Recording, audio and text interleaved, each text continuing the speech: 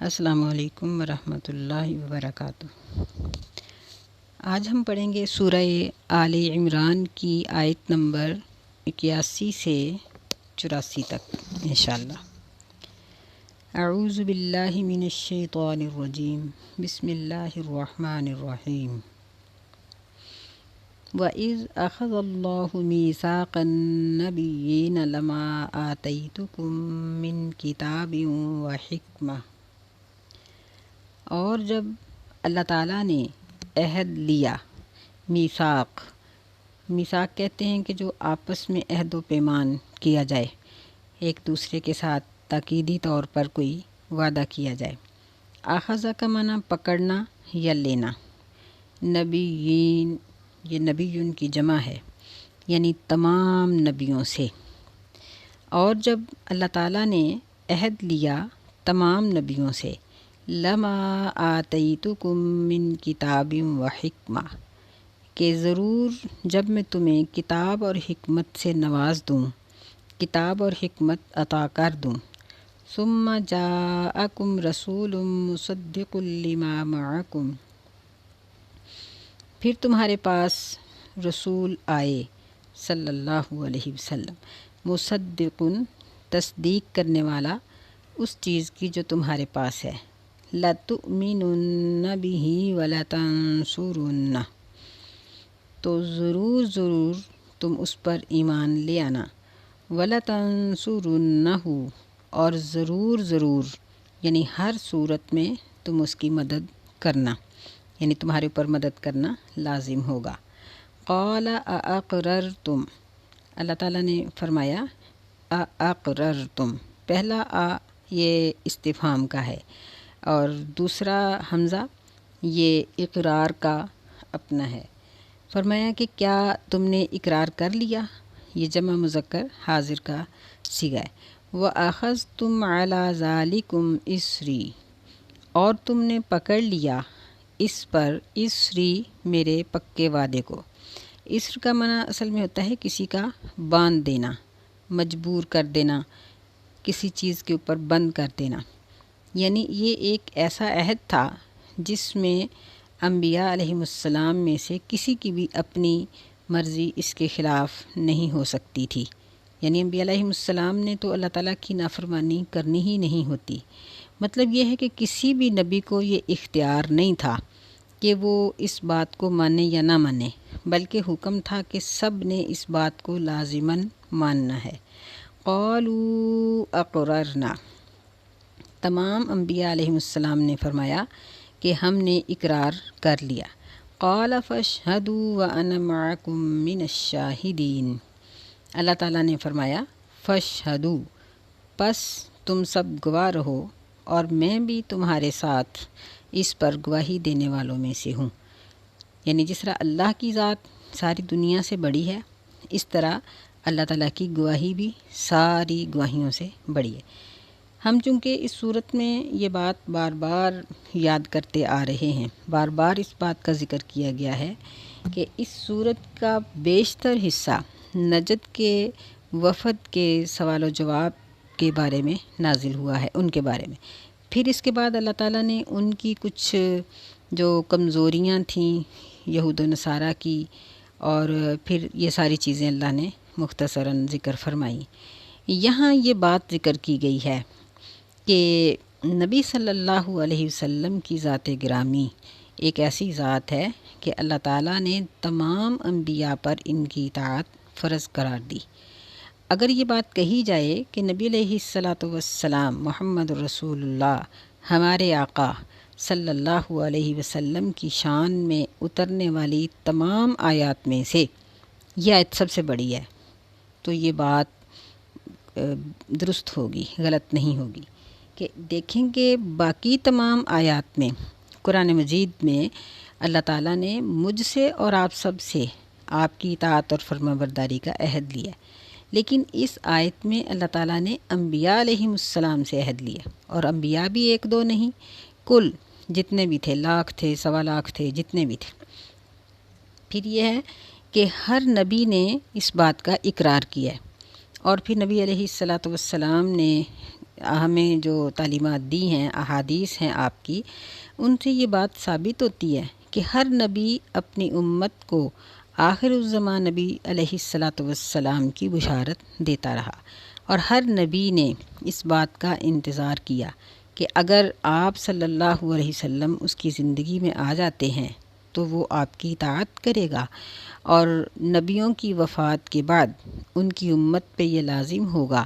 کہ آپ صلی اللہ علیہ وسلم کا ظہور جب بھی ہو وہ لوگ آخر الزمان نبی کی اطاعت کریں اور اپنے نبی کی بجائے اس نبی کا کلمہ پڑھیں۔ یہ عہد اس آیت میں لیا گیا، چونکہ یہ عیسائی لوگ، وفد کے لوگ جو تھے، یہ نبی صلی اللہ علیہ وسلم پر ایمان لانے سے انکاری ہو گئے تھے،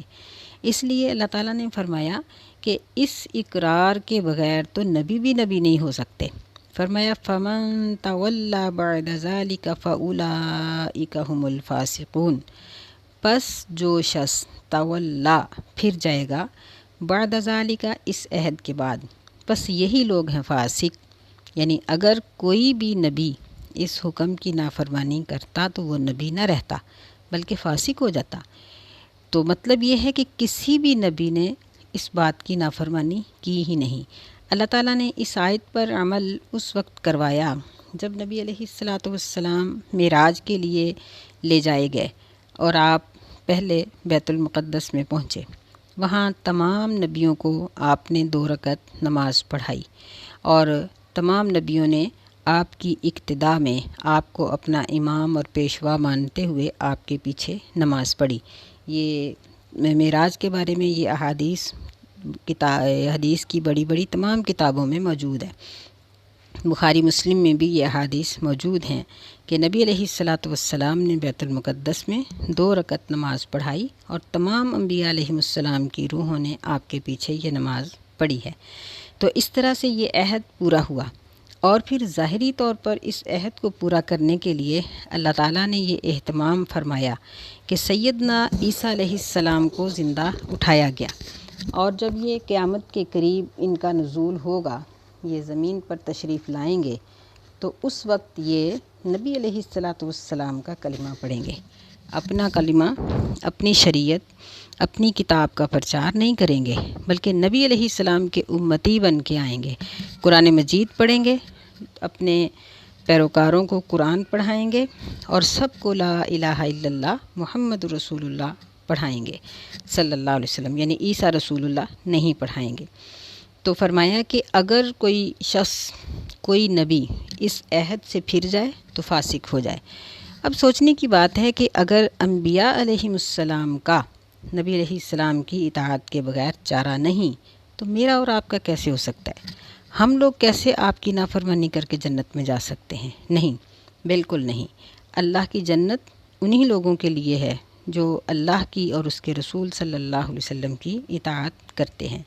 تو یہ آیت آپ کی شان میں اترنے والی آیتوں میں سے سب سے بڑی آیت ہے۔ افغیر دین اللہ یبغون ولہ اسلم من فی السماوات والارض طوعا وکرہا۔ افغیر دین، کیا پس وہ، غیر کا معنی سوائے، دین کا معنی دین، کیا پس وہ اللہ کے دین کے سوا یبغون، کوئی اور چیز، کوئی اور مذہب، کوئی اور قانون تلاش کرتے ہیں؟ وَلَهُ أَسْلَمَ مَن فِي السَّمَاوَاتِ وَالْأَرْضِ، حالانکہ اسی کے لیے اسلم مطیع ہے جو کچھ بھی آسمانوں میں ہے اور زمین میں ہے، طوعا وکرہا، خوشی سے اور مجبوری سے، وَإِلَيْهِ يُرْجَعُونَ، اور سب اسی کی طرف لوٹائے جائیں گے۔ یعنی دین اسلام کو چھوڑ کر کسی اور دین پر عمل، یہ انسان تو انسان رہ گئے، کسی بھی مخلوق کے لیے نجات کا سبب نہیں۔ تو جس نبی کے دور میں جو بھی شخص آیا اس نبی کی اطاعت واجب ہو گئی، اور پہلے نبی کی اطاعت دوسرے نبی کے آنے کے بعد منسوخ ہو گئی۔ اسی طرح جب رسول اللہ صلی اللہ علیہ وسلم تشریف لائے تو اللہ تعالیٰ نے آپ کو اس قدر شرف و عزت سے نوازا کہ تمام انبیاء علیہ السلام کی اطاعت اور فرما برداری منسوخ ہو گئی، اور اب صرف نبی علیہ السلام کی اطاعت ہی چلے گی۔ آپ نے ایک حدیث میں ارشاد فرمایا کہ میرے آنے کے بعد اور جس شخص تک میرے آنے کا پیغام پہنچے۔ اس کے بعد پہلی تمام نبیوں کی تعلیمات منسوخ ہیں۔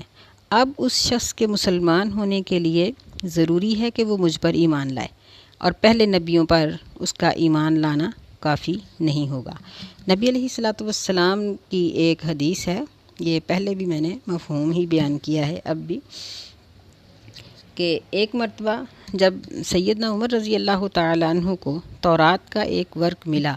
اور انہوں نے لا کر نبی علیہ السلام کے سامنے پڑھنا شروع کیا، لیکن انہوں نے نبی صلی اللہ علیہ وسلم کے تاثرات نہ دیکھے۔ قریب ہی سیدنا ابو بکر رضی اللہ تعالیٰ عنہ تھے۔ انہوں نے جب نبی علیہ السلام کے چہرے پہ غصہ دیکھا تو ان کو خبردار کیا کہ دیکھو، تو سیدنا عمر رضی اللہ تعالیٰ عنہ فوراً یہ بات کہنا شروع ہوئے کہ رضیت باللہ ربا وبالاسلام دینا وبمحمد صلی اللہ علیہ وسلم نبیا، کہ میں اللہ کے معبود ہونے اور دین کو اپنا مذہب اسلام کو اپنا دین بنانے اور محمد صلی اللہ علیہ وسلم کی نبوت اور آپ کی اطاعت کو میں نے مان لیا، میں اس پہ راضی ہوں، بہت خوش ہوں۔ تو آپ نے فرمایا کہ لو کان موسیٰ حیا، اگر آج موسیٰ علیہ السلام بھی زندہ ہوتے تو اس کے لیے یہ بات لازم تھی کہ وہ میری اطاعت کرتے، میری اطاعت کے بغیر وہ بھی اللہ کے فرما بردار نہ بن سکتے۔ تو اس سے ہمیں یہ معلوم ہوا کہ اللہ کا دین وہ دین جو قرآن مجید میں اور احادیث صحیحہ میں ذکر کیا گیا ہے، یہی دین دنیا اور آخرت کی نجات کا سبب ہے۔ فرمایا کہ کیا یہ اللہ کے دین کو چھوڑ کر کوئی اور دین تلاش کرتے ہیں؟ وَلَهُ أَسْلَمَ مَن فِي السَّمَاوَاتِ وَالْأَرْضِ طَوْعًا وَكَرْهًا، یعنی ہر چیز خوشی سے یا مجبوری سے اسی کی مطیع اور فرما بردار ہے۔ خوشی کا مطلب کیا ہوا؟ خوشی کا مطلب یہ کہ وہ مخلوقات جن کو اللہ تعالیٰ نے شعور دیا ہے اور وہ اللہ کو اور اس کے احکامات کو سمجھ کر اس پر ایمان لاتے ہیں، جس طرح انسان ہیں، جن ہیں، ان میں ایمان لانے والے یہ طوعاً میں آ جاتے ہیں کہ یہ اپنی خوشی سے اللہ اور اس کے رسول صلی اللہ علیہ وسلم کو پہچان کر ان کے احکامات پر عمل کرتے ہیں۔ وَكَرْهَا، وہ مخلوقات جن کو اللہ تعالیٰ نے یہ اختیار نہیں دیا کہ وہ اللہ کو اور اس کے رسول کو اور اللہ تعالیٰ کے دین کو مانیں یا نہ مانیں، ان کے پاس اختیار نہیں ہے، بلکہ ان کو اللہ تعالیٰ کی اطاعت اور فرما برداری پر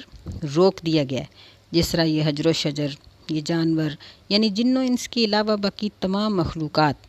کہ یہ تمام مخلوقات یہ غیر مختار ہیں، ان کو اس چیز کا اختیار نہیں ملا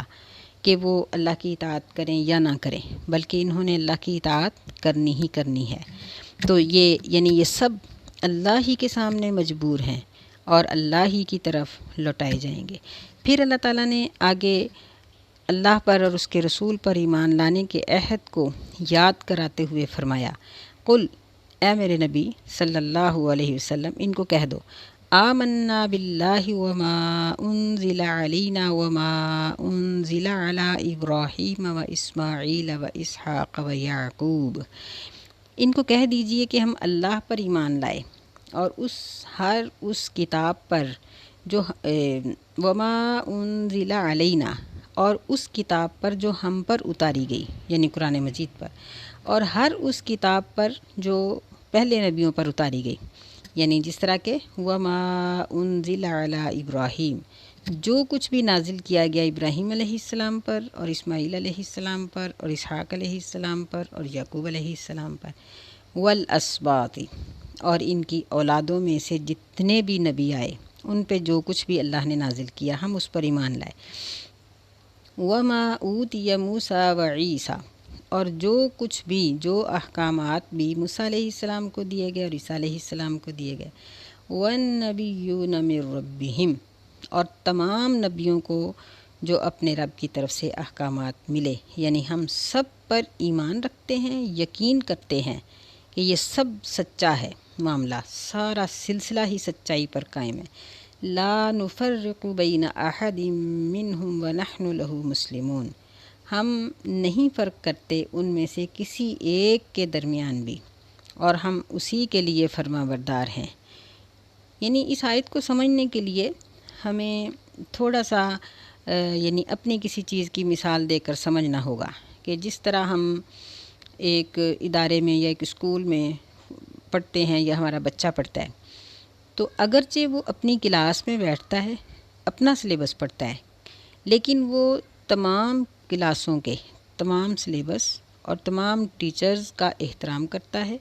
اور ان کو وہ سچا سمجھتا ہے، وہ کسی کا بھی انکار نہیں کرے گا۔ اگر ایک بچہ اسکول کے کسی ایک ٹیچر کا بھی نافرمان ہوگا